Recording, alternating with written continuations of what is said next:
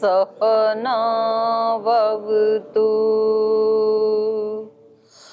सहनौ भुनक्तु सह वीर्यङ्करवावहै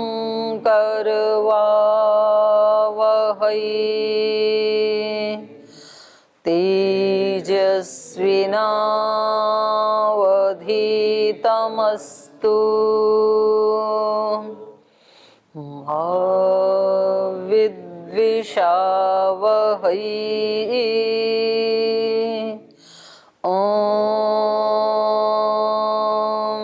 व्रतानां व्रतपति व्रतं चरिष्यामि तच्छकीयं तन्मे राध्यताम् इदमहमनृतात् सत्यमुपैमि ॐ शान्ति शान्ति शान्तिः।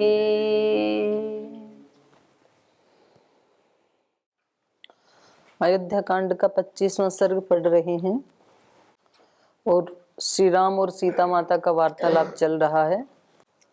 जब श्री राम ने जंगल के वन के कष्ट गिनाए सीता माता के सामने, तो उनका कहना है कि कष्ट कोई भी हो, चाहे जीवन का हो, वन का हो, घर का हो, कष्ट उन्हीं लोगों को पीड़ित करते हैं जो अनात्मवान होते हैं, आत्मवान नहीं होते हैं।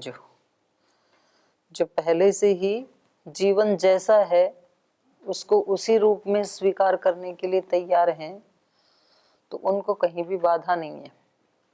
जीवन का स्वरूप यही है कि कभी थोड़े सुख आएंगे, थोड़े दुख भी आएंगे। सुख ज्यादा आते हैं, दुख कम होते हैं। दुख तो कभी कभार आते हैं, बाकी तो जीवन नॉर्मली चलता है। बड़े सुख बड़े दुख कभी कभार आते हैं। आरोग्य ज्यादा चलता है, बीमारी कभी कभार आती है, 1-2 दिन के लिए, तो उसको उसी रूप में स्वीकार कर लेता है, तो फिर वो उससे विचलित नहीं होता है व्यक्ति। ठीक है, आ गया चला जाएगा। और जो स्वीकार नहीं करते हैं, जो कहते हैं कि बिल्कुल भी नहीं होना चाहिए, तो या तो फिर वो इतनी ज्यादा तपस्या करें, हटाने की कोशिश करें, उसको हटा दें। ऐसा भी हो सकता है कि बिल्कुल ही ना मिले, वो मोक्ष की अवस्था है। या फिर जैसा है उसको वैसा स्वीकार कर लें। सुखी जीवन जीने के केवल 2 ही तरीके हैं। जो कुछ आपको गलत लगता है, या तो उसको हटाने की आप में हिम्मत होनी चाहिए, साहस होना चाहिए, सामर्थ्य होनी चाहिए, या स्वीकार करने की होनी चाहिए। दोनों में से एक तो होनी चाहिए। स्वस्थ रहने की हिम्मत भी नहीं है और रोग को सहने की हिम्मत भी नहीं है, तो फिर तो दुखी हो ही जाएंगे। या तो आप ये सामर्थ्य रखें कि आप रोगी हो ही नहीं, या तो ये सामर्थ्य रखें कि रोग आ गया तो उसको चला जाएगा 1-2 दिन में। उसके लिए आवश्यक जो भी औषधि है वो अपना ले लो और उसको स्वीकार करो। तो उसके लिए फिर सब चीजों को छोड़ना नहीं है। कक्षा में भी नहीं जाएंगे, यज्ञ में भी नहीं जाएंगे, व्यायाम में भी नहीं जाएंगे क्योंकि तबीयत ठीक नहीं। खाना खाने जाएंगे, नहीं जाएंगे तो अपने कक्ष में बुला लेंगे। रोटी नहीं खाएंगे तो खिचड़ी खाएंगे, पर खाएंगे जरूर कुछ ना कुछ। तो उल्टा करना है। खाना तो नहीं है, जब रोगी है तब उपवास सबसे बड़ी चिकित्सा है। जब भी कोई कुछ भी रोग हो तो केवल गर्म पानी पियो, ठंडी है तो दिव्य पेय उबाल के पानी में, उसमें चीनी या दूध नहीं ऐड करना, केवल पानी में उबाल के पूरे दिन भर थोड़ा थोड़ा पियो, एक ही दिन में खत्म खांसी जुकाम। और खाना कुछ भी नहीं है, उपवास। और नियमों में जरूर जाना है, नहीं तो फिर दिमाग में ना, दिमाग को डाइवर्ट करना, दिमाग को याद ही नहीं आने देना कि आपको कोई रोग है। कमरे में रहोगे तो बार बार एक ही विचार चलेगा, आज मैं रोगी हूं, आज मैं दुखी हूं, तो इसलिए सीता माता कहती हैं कि मैं पहले से ही तैयार हूं, मुझे पता है कि जंगल में कैसा जीवन होगा। तो जंगल के जो दोष आपने गिनाए उनको तो मैं गुण ही देख रही हूँ, और ऊपर से आप साथ हैं, फिर तो कोई भी दुख है ही नहीं। एक तो होती है ना, अकेले व्यक्ति को फेस करना है, तब भी जो आत्मवान होते हैं वो उसको फेस करने के लिए तैयार होते हैं, तो फिर उनको ज्यादा परेशान नहीं करती हैं प्रतिकूलताएं। और फिर कोई बड़ा साथ हो, अपने माता पिता साथ हों, अपने गुरु साथ हों, कोई बड़ा भाई हो, बड़ी बहन हो, पति हो, पत्नी हो, कोई भी अपना एक आत्मीय जन यदि अपने साथ है, तो व्यक्ति ऐसे बोलते भी हैं, बोले मेरे सामने प्रतिकूल परिस्थिति तो है, पर इसमें आप मेरे साथ खड़े हैं ना, इसलिए मुझे पूरा हौसला है, तो मैं इसको पार कर ही लूंगा। तो ऐसे सीता माता को हौसला है कि आप साथ हैं, तो फिर कैसा भी वायुमंडल क्यों ना हो, कैसा भी प्रतिकूल परिस्थिति क्यों ना हो, तो वो कोई मेरे ऊपर असर नहीं कर पाएगी। तो ये हम पढ़ रहे हैं। और वो बार बार श्री राम को कह रही हैं कि आप इतने ज्यादा क्यों डर रहे हैं।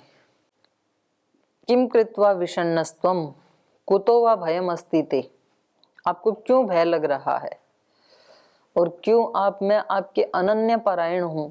तो ये तो भगवान की प्रतिज्ञा है कि जो मेरी शरण में आते हैं उनको मैं कभी परित्याग नहीं करता हूं। तो मैं तो आपकी अनन्य परायणा हूं, अनन्य भक्त हूं, तो आप मुझे क्यों छोड़ना चाहते हैं। ये भगवान की प्रतिज्ञा गीता में भी है, वेद में भी है कि जो मेरी शरणागति में आता है उसका मैं कभी परित्याग नहीं करता हूं। मन मना भव मद भक्तो मद याजी माम नमस्कुरु मामेव एष्यसि सत्यम ते, मामेव एष्यसि सत्यम ते प्रति जाने प्रियोसी में। मामेव एष्यसि सत्यम ते प्रति जाने, ये सच मानो, मुझे ही प्राप्त करोगे, मैं ये आपको सत्य प्रतिज्ञा कर रहा हूं।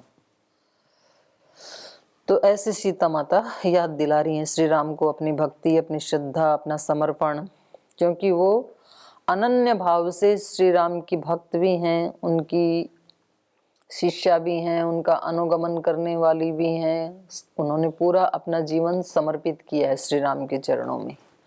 तो ये हम पढ़ रहे हैं। तो आपका कोई प्रश्न है तो पूछ सकते हैं पीछे से जी। ओम, मेरा ये कहना है, मतलब मैं ये समझती हूँ कि जिस श्री राम भगवान हम सभी समझते हैं, तो भगवान तो सब कष्टों को पार कर सकते हैं, जो हमको नहीं दिखता वो भी सब कुछ करता है। तो यहाँ तो हमको भगवान दिखाई दे रहे हैं तो वो कर लेते हैं। हम साधारण मनुष्य के लिए जो जितने भी राम कार्य कर रहे हैं वो करने में दिक्कत आती है। जैसे अर्जुन को आई, कृष्ण श्री वो मतलब योगेश्वर थे, वो बार बार समझाते थे कि वो साधारण मनुष्य से ही थे और वो धीरे धीरे बने उनकी शरण में भगत हैं, तो उनको दिक्कत आती है। तो जैसे अर्जुन को युद्ध करने में दिक्कत आई, श्री राम को तो मैं तो क्वेश्चन कर अपने आप से सोचती हूँ, तो मैं कहती हूँ ये तो पहले ही भगवान है, तो इनको तो सब पार ही कर लेंगे। तो मेरे से ना अंदर से मंथन करने बैठती हूँ तो यही दिमाग में आते, तो ये भगवान है, जब हमको नहीं दिखाई देता तो भी ये करते हैं, सारी सृष्टि को चला रहे हैं, तो ये तो इनके ऊपर आए हैं, तो ये मनुष्य रूप में तो ये तो पार कर ही लेंगे। तो फिर मैं अधिक मंथन नहीं कर पाती। तो ठीक है माता, आप भी भगवान ही हो, जैसे श्री राम भगवान हैं ऐसे आप भी भगवान ही हैं। हर आत्मा अपने आप में वही है जो श्री राम है, जो कोई एक ऋषि है, जो सीता माता है। तो व्यक्ति को पहले तो ये विश्वास होना चाहिए। तो शुरू में उसको लगता नहीं ऐसा तो नहीं है, मैं ऐसा हूं नहीं, लेकिन तो भी उसको कहना चाहिए नहीं, मैं वही आत्मा हूं, जो मेरे अंदर ये दोष हैं ये तो ऊपर चित्त में है, इनको हटा देते हैं आज। तो इसलिए श्रद्धेय स्वामी जी महाराज हमें बताते हैं कि जब कोई आपको देखे और कोई पूछे कि ये सीता कैसी होती थी, तो हम बताएं कि ऐसी होती थी। ऐसा हमारा आचरण होना चाहिए ना, इतना साहस होना चाहिए। कोई कहे कि रानी लक्ष्मीबाई कैसी थी, तो देख करके कहीं ऐसी थी, ऐसा बहनों का आचरण होना चाहिए। ब्रह्मचारियों का आचरण ऐसा, हनुमान जी कैसे थे, तो देख के हम किसी भी ब्रह्मचारी को बताएं कि ये हैं हनुमान जी, ये हैं श्री राम, ये हैं अर्जुन। ऐसा हमारा चरित्र होना चाहिए, इतना गौरव होना चाहिए हमें। तो हम जिंदा जो अपने माता पिता हैं और जो अच्छी संतानें हैं, तो वो ये गौरव रखते हैं अपने मन में कि भाई हम इनके बच्चे हैं, तो हमें इनके अनुरूप ही आचरण करना है, उसके प्रतिकूल आचरण नहीं करते हैं। और यदि जागरूक नहीं है तो फिर उनके साथ रहते रहते भी फिर व्यक्ति अपना मनमाना ही आचरण करता है। आज भी बताया ना, सुबह सुबह स्वामी जी ने बताया कि भाई मनमाना आचरण नहीं करना चाहिए। जो आत्म प्रेरणा भगवान दे वो वैसा जीवन जीना चाहिए, या तो फिर जैसे गुरु कहें वैसे जीना चाहिए, या तो फिर शास्त्र बता रहे हैं, गुरु को भी नहीं मानते हो तो आप किसी न किसी वर्ण आश्रम धर्म में स्थित हैं और आपका धर्म क्या कह रहा है वैसे जियो। और दूसरी बात यह है कि आप ये कह ही नहीं सकते हैं कि भाई मेरे जीवन में कष्ट ना आए, क्योंकि आप स्वयं ही कह रहे हैं ना कि ये तो भगवान है।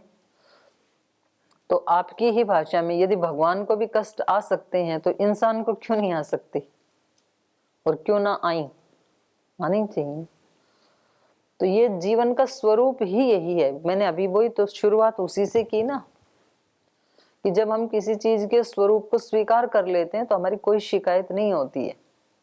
हमने स्वीकार कर लिया नीम कड़वा ही होता है, तो शिकायत किसी को भी नहीं है धरती पे कि नीम कड़वा क्यों है। किसी ने आज तक कोई केस नहीं किया नीम के ऊपर, स्वीकार है, वो है ही, उसका स्वभाव ऐसा है। कीकर में कांटे क्यों है, उसका स्वरूप ही ऐसा ही है। जीवन में सुख दुख क्यों आते हैं, जीवन का स्वरूप ही यही है। आए ही इसलिए हैं संसार में, जीवन में, शरीर में आए इसलिए, कुछ सुख भोगने कुछ दुख भोगने, और कुछ मनुष्य को आगे की भी कमाई करनी है। बाकी सब तो केवल भोगने आए हैं। एक मनुष्य को छोड़ के मनुष्य को दो काम करने, कुछ आगे का भी करना है। तो आगे का क्या करना है वो फिर हमें शास्त्र बताते हैं, गुरु बताते हैं, अच्छे लोग बताते हैं। ये एक क्वेश्चन दूसरा है, वो मतलब मैंने नहीं पढ़ा, जो सुना, मैं जो मेरे साथ में रहते हैं ना सब उन्होंने देखा कि जो सीरियल में दिखाया है कौन सी भी रामायण में कि धनुष तोड़ते टाइम दर्शक वहाँ उपस्थित नहीं थे, सीरियल में जो दिखाया है। और आपकी जो रामायण मैंने नहीं वो कक्षा अटेंड करी, वो जो मतलब 5 बजे आती है सूर्य संस्कार पे, कि आप पढ़ा रही थी कि जब दशरथ वो धनुष तोड़ रहे थे श्री राम भगवान, तो वहाँ दशरथ उपस्थित थे। तो इन दोनों में से कौन सा कथन सत्य है?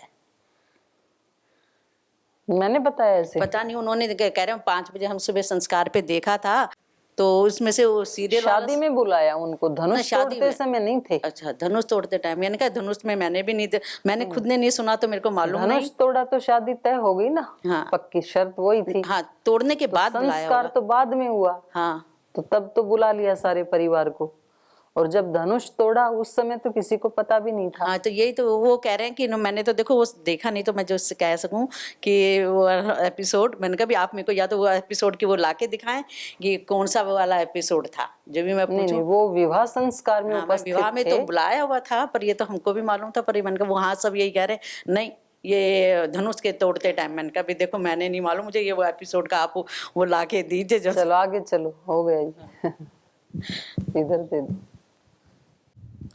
ओम प्रणाम दीदी जी। दीदी जी यहाँ 5वें नंबर श्लोक में है काकुस्थ, भगवान श्री राम जी का ये विशेषण है, तो इसका अर्थ क्या है? एक इनके वंश में व्यक्ति हुए हैं, उस वंश में जो स्थित है वो काकुत्स्थ है, व्यक्ति हैं। और कोई प्रश्न? हो गया, चलिए। तो ये 12 तक हो गए थे ना?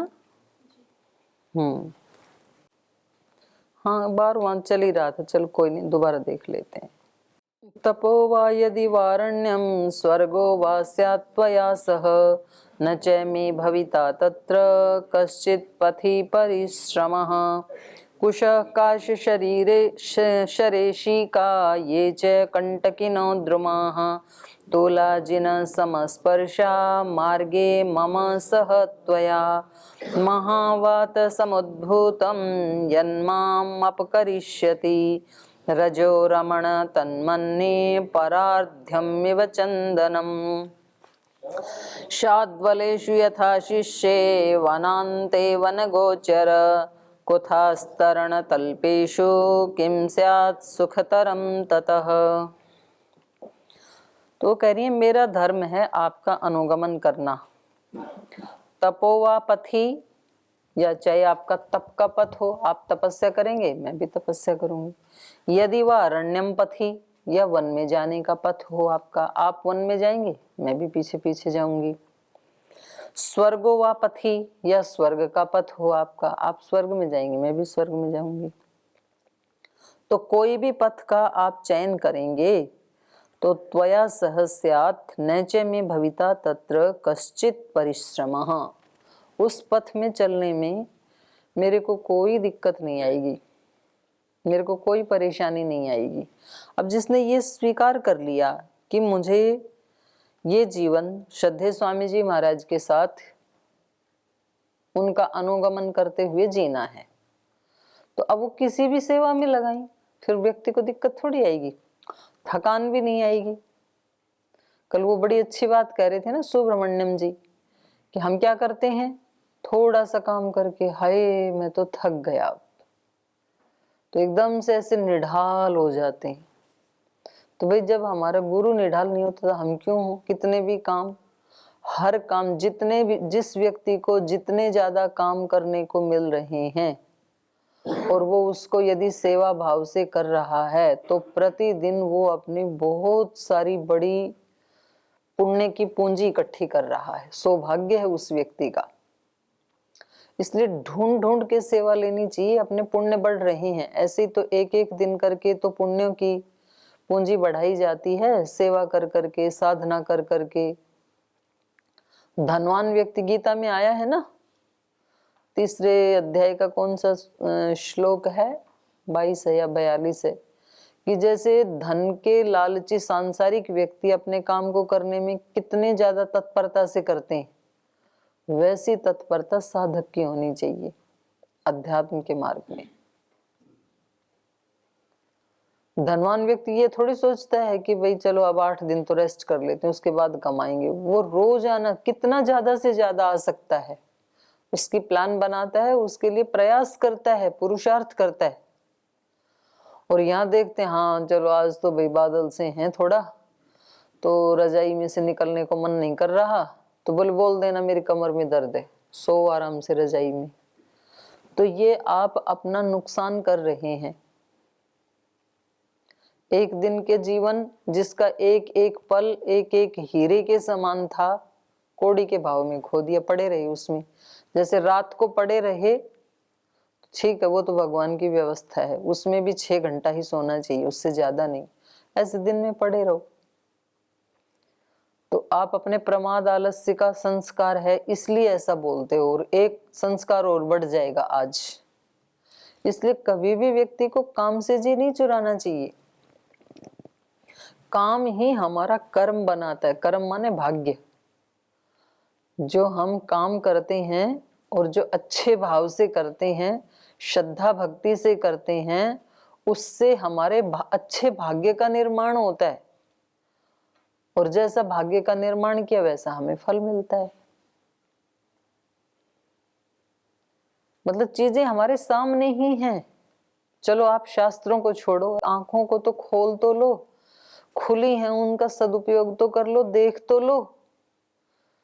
भाई हमारे सामने हमारे गुरु जितना पुरुषार्थ करते हैं तो वो आगे भी नहीं, वो तो अभी अभी मिल रहा है। तीव्र संवेगा नाम आसन्न।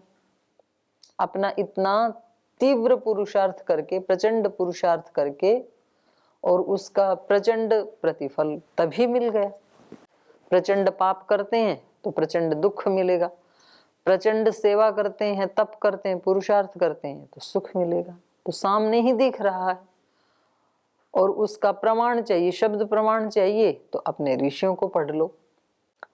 लेकिन हम आंख के, इसलिए सब ऋषियों ने कहा कि आंख को खोलो, तिष्ठत जागृत। स्वामी विवेकानंद ने भी यही कहा, महर्षि दयानंद ने, सब ऋषियों ने यही कहा कि तुम उठो, जागो। जागने का मतलब यही है कि हम देख ही नहीं रहे हैं, हमारे ही सामने जिन लोगों ने तप किया, पुरुषार्थ किया, उनको क्या फल मिला, या शास्त्र में देखो उस सारी परंपरा को उनको क्या मिला, और फिर भी हम मतलब टस से मस ही नहीं होते। जिसको हिंदी का मुहावरा है ना, कान पे जूं न रेंगना, कान पे जूं रेंगती नहीं है भाई। चलो जूं सिर में चलती हो तो शायद पता ना चले, पर जब कान पे रेंग रही है, चल रही है, तो तब तो पता चलना चाहिए ना। तो उसको हटा के डालो नीचे, बोले नहीं रेंगती रहेगी, उसका भी पता नहीं चल रहा है, कान पे आ गई तो भी। तो इसलिए एक एक पल अपना व्यक्ति जब एक तय कर लेता है, भाई मुझे इस रास्ते पे चलना है, तो इस रास्ते पे आज कितना उसको शॉर्ट किया जा सकता है, कितना उसमें तप किया जा सकता है, कितने दोषों को हटाया जा सकता है, कितने पुण्यों को बढ़ाया जा सकता है, वो जी तोड़ मेहनत करनी चाहिए। और फिर देखो कैसे आनंद के झरने जीवन में आएंगे, फंवारे आएंगे। एक सेकंड भी अपने आप को खाली मत रखो, सेवा करो, मांग मांग करके सेवा करो, पुरुषार्थ करो। अपना इतना टाइट शेड्यूल रखो कि आपको एक क्षण की भी फुर्सत ना हो। तो महर्षि दयानंद ने कहा ना, भाई आए होंगे दोष, अब मेरे पास तो इतने काम थे, मैं खाली नहीं था, आए भी होंगे तो चले गए होंगे। किसी ने पूछा ना कि आपके मन में कभी ऐसे कोई दोष नहीं आए क्या, जैसे मनुष्यों के आ जाते हैं। बोले आए होंगे कभी, पर मैं तो अपने काम में लगा हुआ था। तो वो आए होंगे तो दरवाजे से लौट गए होंगे, क्योंकि उनसे बात करने की फुर्सत ही नहीं थी, सिर उठाने की। तो इतना ज्यादा हमें अपने आप को टाइट शेड्यूल बनाना चाहिए। इतनी बजे से इतनी बजे तक ये करना है, ये करना। और आपको तो बनाना भी नहीं, आपको तो बना के ही दे दिया, आपको तो फॉलो करना है केवल। जो बना दिया ना, उसको हमें वैसे ही वैसे फॉलो करना है। और एक दिन आप ऐसे अलग से सूरज की तरह चमकेंगे। ऐसे ही होता है जीवन का निर्माण। वो तो दुनिया को तो दिखाई देता है जब बिल्कुल एकदम वो अलग सूरज की तरह से ऊपर आ जाता है। साधना करते समय किसी को थोड़ी पता लगता है, पर आपको खुद को तो पता लगेगा कि भाई मैं अपना एक लक्ष्य बना के, एक टारगेट बना के इस मार्ग पे चल रहा हूं, और प्रतिदिन मैं एक क्षण भी अपना व्यर्थ नहीं कर रहा हूं। और ये करते करते ही 5-7 साल का टाइम होता है बस। 5-7 साल जिस व्यक्ति ने गुरु के गर्भ में अपने आप को तपा दिया, वो तो बन गया। और वहां आकर के जिसने आलस से प्रमाद किया, उसने समझ लो पूरा जीवन ही चौपट कर लिया। क्योंकि जो गुरु के सानिध्य में, गुरु के गर्भ में आकर के अपने आदत स्वभावों को नहीं बदलता है, तो फिर कहां चांस मिलेगा उसको, फिर कहां बदल पाएगा वो। मतलब जो नदी के किनारे खड़ा होके भी प्यासा मर रहा है, उसकी प्यास को कौन बुझा देगा। तो इसलिए सीता माता कह रही, मैंने निश्चय कर लिया कि मुझे आपके पीछे चलना है, तो अब आप किसी भी मार्ग पे चलें, मुझे कोई परिश्रम नहीं लगेगा। मेरे लिए सुख दुख सब भगवान के पारितोषिक होंगे। तो ऐसे व्यक्ति को कभी भी ज्यादा सेवा आए, ज्यादा काम आए तो दुखी तो नहीं होना चाहिए, बल्कि अपना सौभाग्य मनाना चाहिए प्रतिकूलता में भी। तब फिर रामायण पढ़ने से लाभ हमने ले लिया, ऐसा मानेंगे हम। और यदि हम जैसे हैं, जैसे के तैसे ही रहे, तो ठीक है, रामायण तो ऊपर से चली जाएगी। तो किसी एक आध को अपना लाभ उठाना है तो उठा लेंगे, नहीं उठाना उसका कोई कुछ भी नहीं कर सकता है, भगवान भी नहीं कर सकता है, रामायण तो क्या करेगी। जिसने ये निश्चय कर लिया मुझे नहीं बदलना बिल्कुल, मैं हूं बिल्कुल ठीक, तो एक रामायण नहीं 1000 रामायणें आ जाएं, और रामायण लिखने वाले वाल्मीकि जी भी आ जाएं, और जिनका चरित्र लिखा वो श्री राम जी भी आ जाएं, कुछ भी नहीं कर पाएंगे उसका। इसलिए सबसे महान मनुष्य का खुद का संकल्प होता है। तो ये कह रहे हैं, किसी भी कश्चित पथि न में परिश्रम भविता। आप जिस भी पथ पे चलोगे, मुझे कोई परिश्रम नहीं होगा। कुशः काशरेशी का ये च कंटकिनो द्रुमाः तूलाजिन समस्पर्शा मार्गे मम सह त्वया। कुश, काश, शर, ईशिका, ये सब उनके घास फूस के नाम हैं। कुश आदि, कुश, काश, शर, शर मतलब सरकंडा जो झुंडा आदि होते हैं ना, और ईशिका पतली पतली सीख जैसी घास होती है। ये चे कंटकिनो द्रुमाः, और जो कांटेदार वृक्ष हैं, मतलब सीता माता को भी पता है जंगल में कौन कौन से वहां पर पेड़ पौधे मिलेंगे, तो उनको पता है कुश, काश, ईशिका और शर ये मिलेंगे। और कंटकिनो द्रुमा, कुछ फूलों के मिलेंगे, कुछ तो कांटों के भी मिलेंगे। जंगल में अच्छे अच्छे फूलों के भी लताएं मिलती हैं और बहुत कांटों की लताएं भी मिलती हैं, दोनों मिलती हैं। ये जीवन भी ऐसा ही अरण्य है। यहाँ पर कुछ अच्छे लोग भी मिलेंगे, कुछ बिल्कुल कांटेदार लोग भी मिलेंगे, दोनों मिलेंगे जीवन में।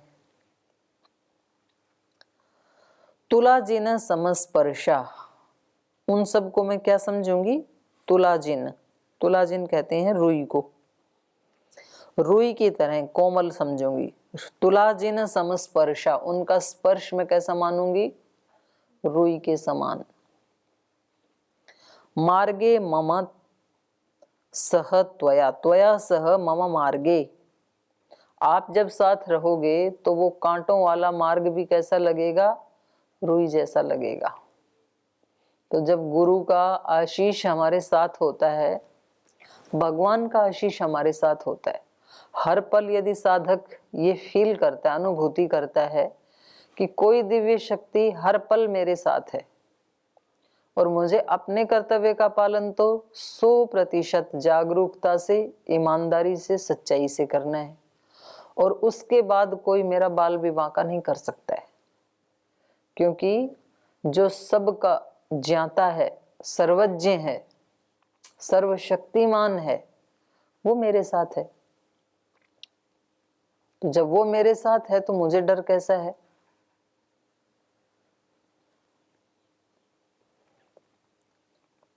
तो कोई भी जब अपने साथ, जब किसी व्यक्ति को ये विश्वास होता है कि मेरे साथ मेरा धर्म है, मेरा सत्य है, मेरा गुरु है, मेरी माँ है, मेरा पिता है, मेरा भाई है, ऐसा कोई सशक्त सामर्थ्य वाला व्यक्ति या शक्ति हमारे साथ है, तो व्यक्ति को भय नहीं होता है फिर। तो इसलिए कह रही है त्वया सह, आपके साथ ये सब कांटे भी मेरे को रुई जैसे बन जाएंगे। और यदि कोई साथ में नहीं है तो रुई जैसी अनुकूलताएं भी कांटे बन जाती हैं। दोनों ही बातें हैं।